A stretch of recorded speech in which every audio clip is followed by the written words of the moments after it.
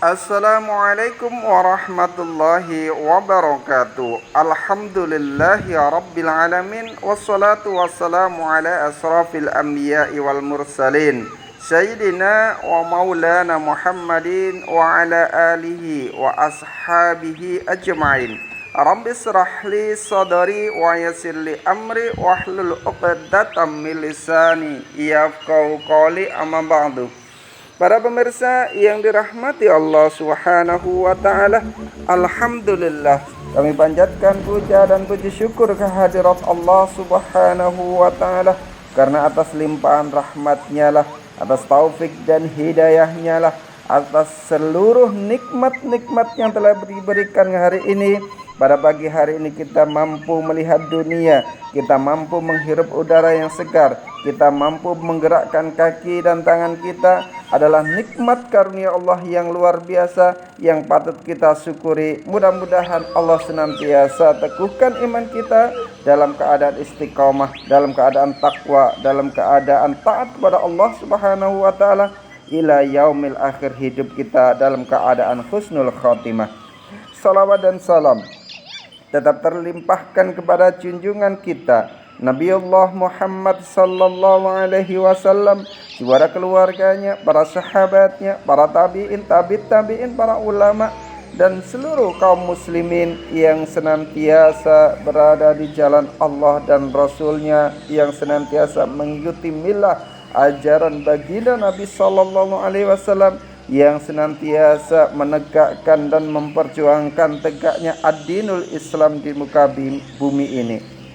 Para pemirsa yang dirahmati Allah Subhanahu wa taala, alhamdulillah kita dipertemukan kembali di agenda Ngabalis, ngaji bareng Al-Qais, yang setiap pagi kita hadir menemani para pemirsa untuk memberikan kajian-kajian, hadis-hadis dan makalah-makalah para ulama sebagai nasihat untuk diri kita, nasihat untuk hati kita, agar kita senantiasa terikat dengan Allah, agar hati kita senantiasa dekat dengan Allah, agar iman kita semakin kuat, ketaatan kita semakin memuncak, dan ketakwaan kita semakin tinggi di hadapan Allah Subhanahu wa taala. Para pemirsa yang dirahmati Allah Subhanahu wa taala, mudah-mudahan apa yang telah kita kaji nanti, apa yang kita pelajari hari ini, apa yang kita laksanakan hari ini senantiasa menjadikan ladang pahala, senantiasa menjadi keberkahan, menambahkan kebaikan kita, menambahkan pahala kita, menambahkan iman kita, menambahkan ilmu kita, hingga kita akhirnya ditetapkan Allah sebagai hamba-hamba yang muttaqin, hamba-hamba yang senantiasa tunduk dan patuh pada Allah Subhanahu wa taala, hamba-hamba yang senantiasa berjuang di jalan Allah untuk tegaknya peradaban yang mulia, yaitu peradaban Islam, peradaban yang sangat luar biasa yang akan menyelamatkan manusia selamat di dunia dan juga selamat di akhirat kelak, bertemu dengan Allah di surganya. Para pemirsa yang dirahmati Allah Subhanahu wa taala, pagi ini kita akan membahas makalah ke-29. Makalah ini memuat nasihat dari seorang ulama besar ahli tasawuf, yaitu Abu Bakar As-Sibli. Dalam makalah ini dikatakan, qala sublah, berkatalah Abu Bakar As-Sibli, idza aradta an tasta'nisa billahi fastauhis min nafsika, apabila engkau ingin merasa tenang dengan pertolongan Allah, maka putuskanlah akan kecintaanmu terhadap nafsumu.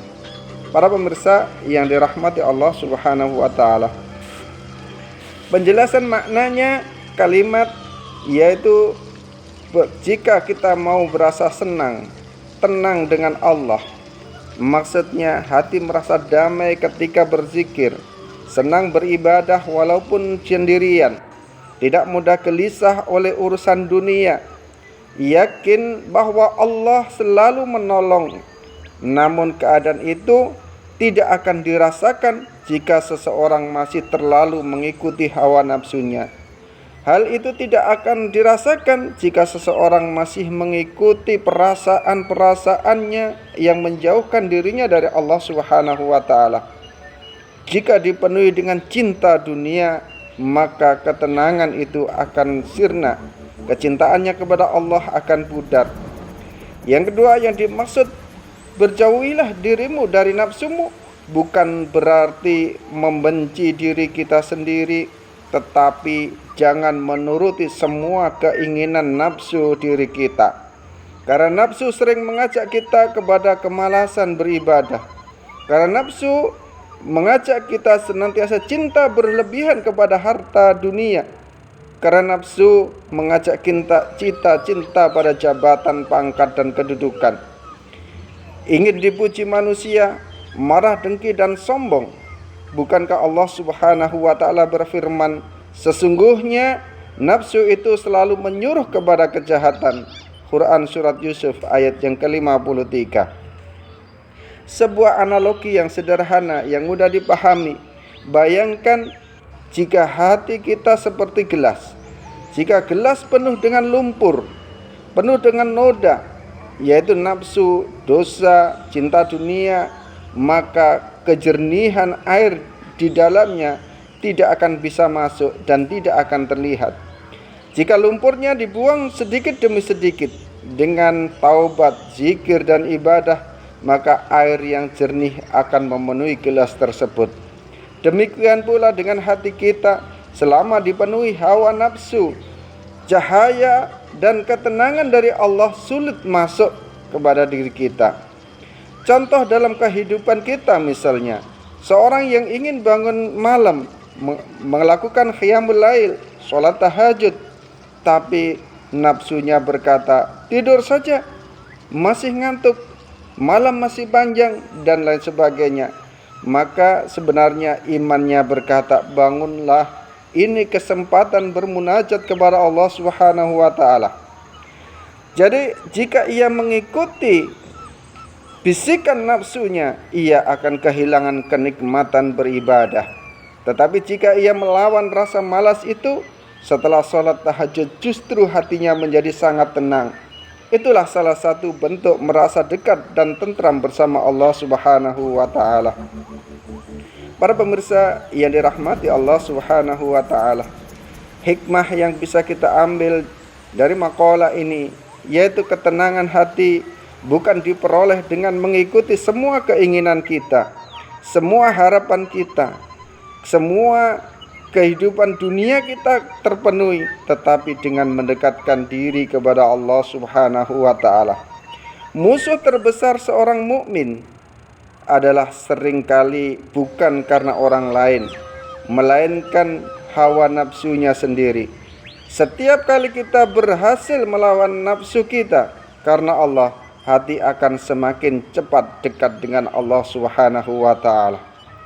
Para pemirsa yang dirahmati Allah Subhanahu wa taala, orang yang menguasai nafsunya adalah orang yang benar-benar kuat. Sebagaimana sabda Nabi Muhammad sallallahu alaihi wasallam bahwa orang kuat adalah yang mampu menahan dirinya ketika ia marah. Kesimpulan dari makalah ini adalah sebagaimana nasihat ulama As-Sibli mengajarkan bahwa jalan menuju kedekatan dengan Allah Subhanahu wa taala dimulai dengan memerangi hawa nafsunya. Semakin kita mengutamakan perintah Allah, mengutamakan syariat Allah, mengutamakan ketaatan kepada Allah daripada keinginan diri sendiri, semakin kita merasakan manisnya iman dan ketenangan hati dan pertolongan Allah Subhanahu wa taala. Demikian yang bisa kita sampaikan. Mudah-mudahan Allah senantiasa berikan kita keutamaan sehingga kita lebih kuat, tenang, dekat dengan Allah Subhanahu wa taala, beribadah dan lain sebagainya untuk mencapai ketakwaan pada Allah Subhanahu wa taala. Subhanakallahumma bihamdika asyhadu an la ilaha illa anta astaghfiruka wa atubu ilaik. Assalamualaikum warahmatullahi wabarakatuh.